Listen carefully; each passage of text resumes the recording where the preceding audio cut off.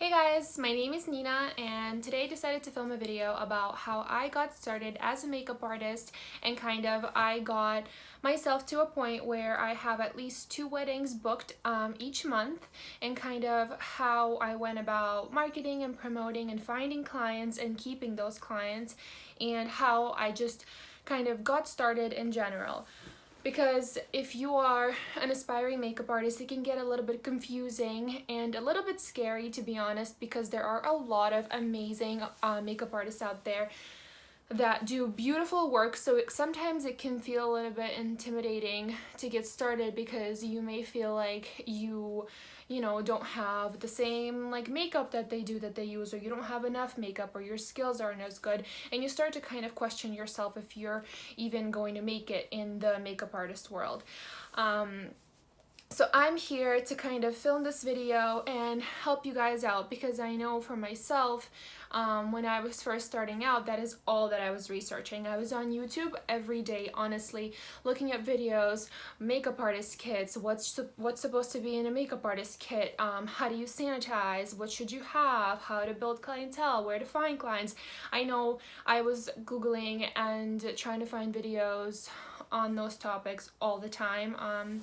So I decided to film this video because I figured it would be helpful for any of you out there that are currently in that same situation. Not saying that I'm this amazing makeup artist that has so many clients, because that's not the case, but I feel like I'm at a point right now where I can give you some advice that could be valuable and helpful to you guys. That's why I'm filming this video. And also, it's gonna be super raw and unedited. I'm not gonna cut anything out, because I just want to sit here and talk to you guys and make it as real as possible, because I feel like those videos are more fun to watch, and you can relate yourself more to the person that you're watching.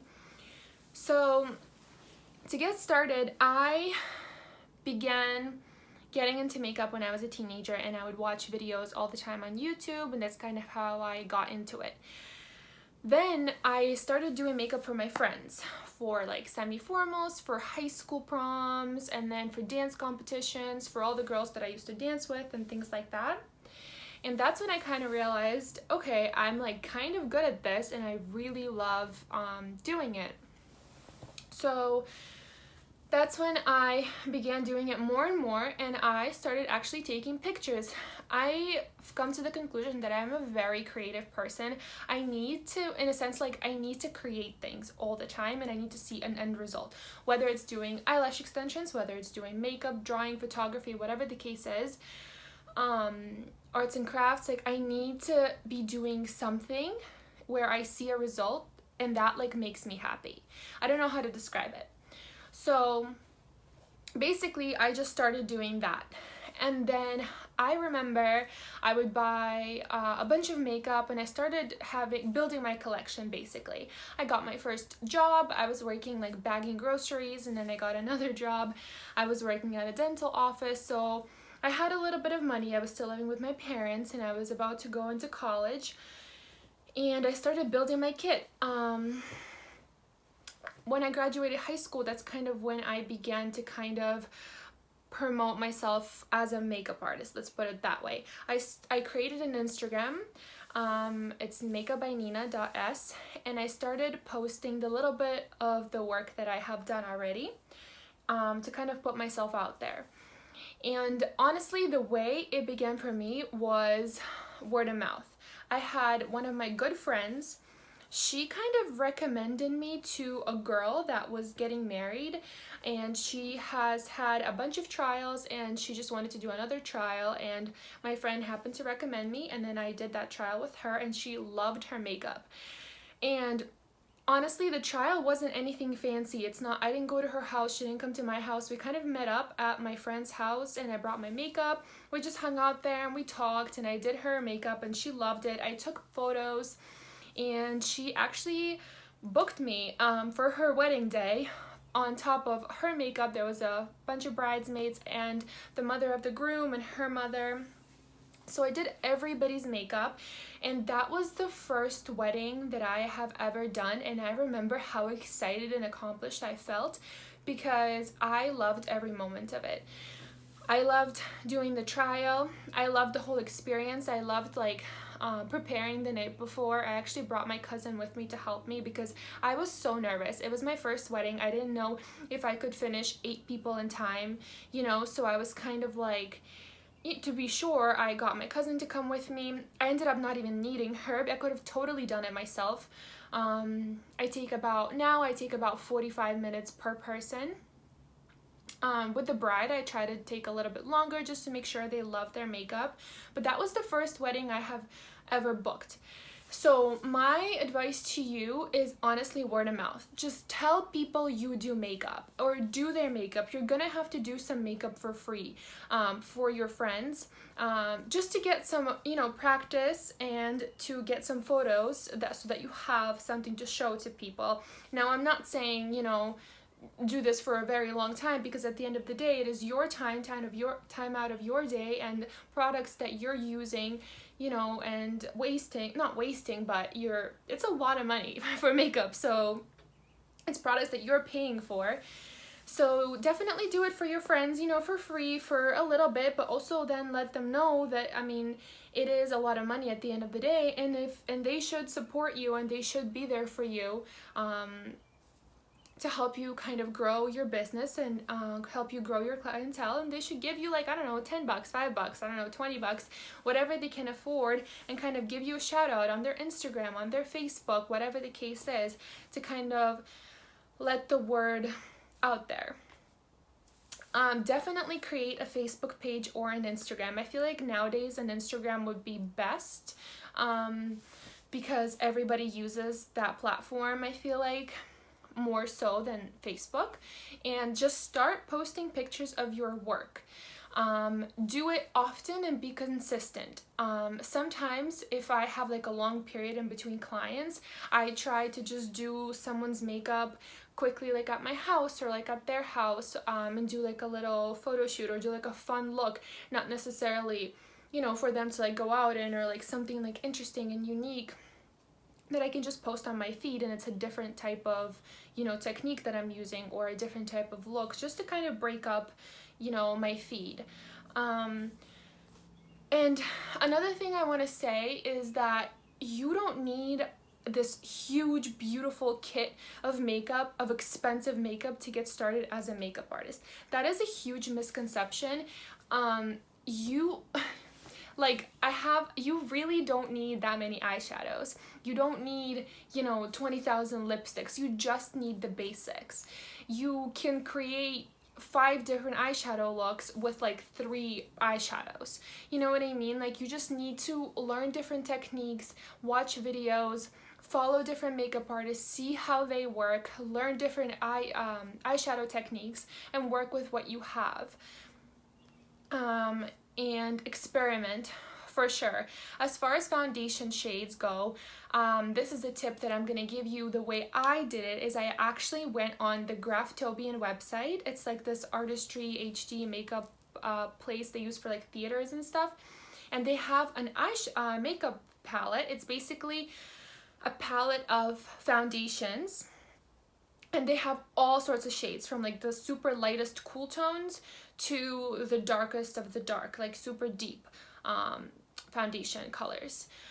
You can get it in a cool tone, a neutral tone, and a warm tone. When I was starting out, I just got the basic warm tone palette, and I've used that for the longest time, and I never purchased like separate foundation bottles. That was more than enough. It was $80, and it definitely paid for itself by now.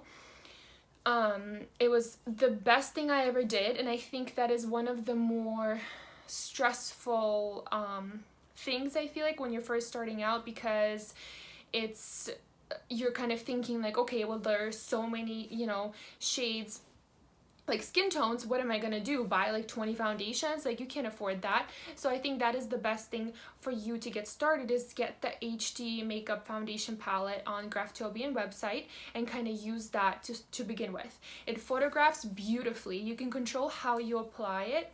You can use a beauty blender and make it like more thin. You can definitely pack it on and double it up as concealer. It's all up to you and the technique that you use with that. And yeah, I feel like that was my biggest question when I was starting out. I was like, well, what am I going to do for foundations? And that was a lifesaver to get me started. Now, as far as lipsticks go, get like a few basic ones. Liquid mattes are probably your best bet because they actually last on the lips. And a couple glosses, I would say, and probably don't waste your money so much on like lipsticks because they don't stay on, and half the time I just give lipsticks to the brides to take with them to touch up.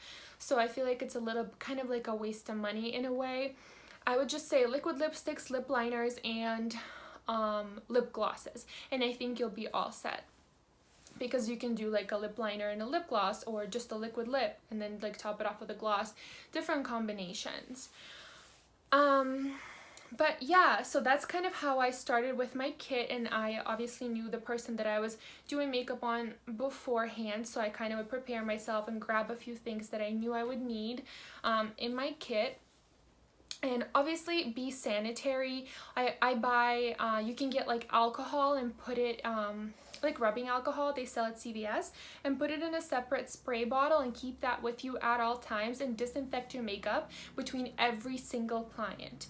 And clean your brushes between clients too if you're doing a wedding. And another thing you can do is get a metal palette. They're super inexpensive. You can get them on Amazon. And it's for you to mix the foundations on that palette and then pick it up with a brush or a beauty blender or whatever the case is.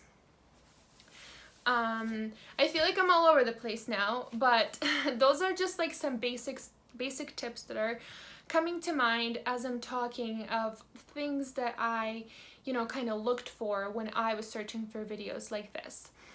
And going back to finding clientele, that's what helped me, is social media and word of mouth.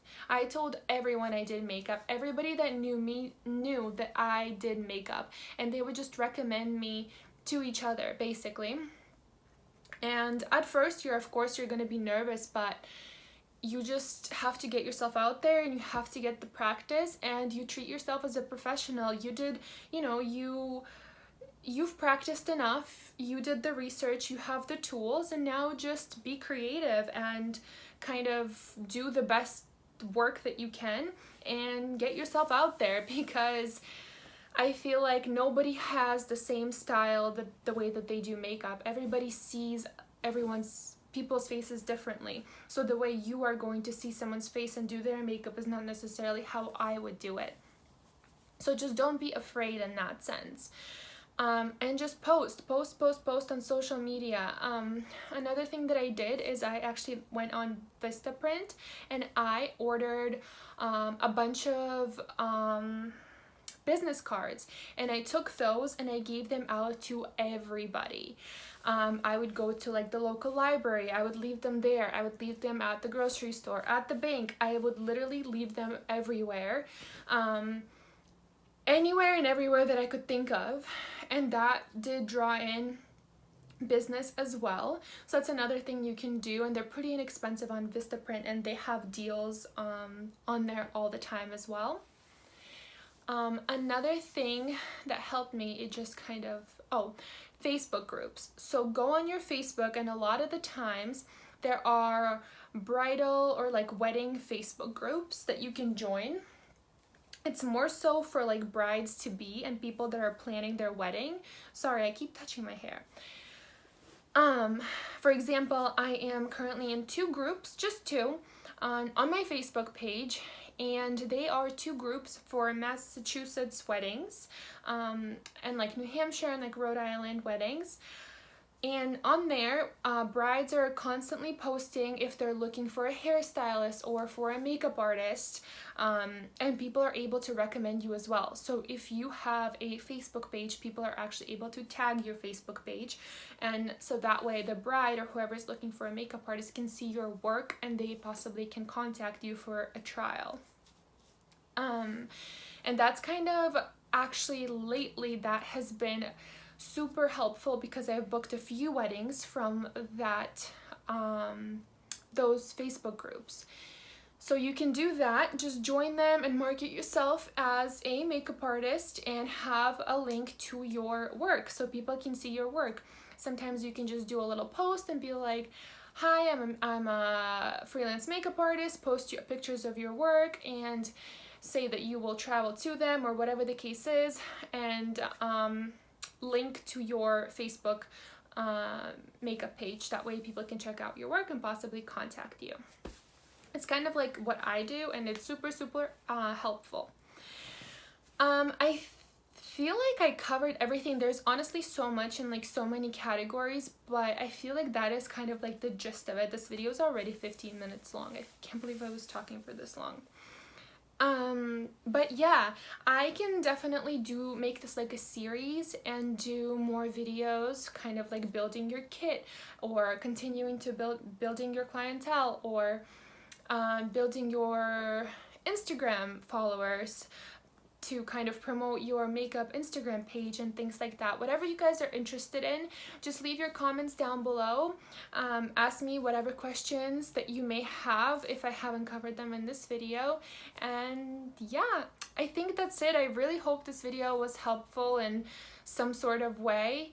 And thanks so much for watching, guys, and I'll see you in my next one. Bye.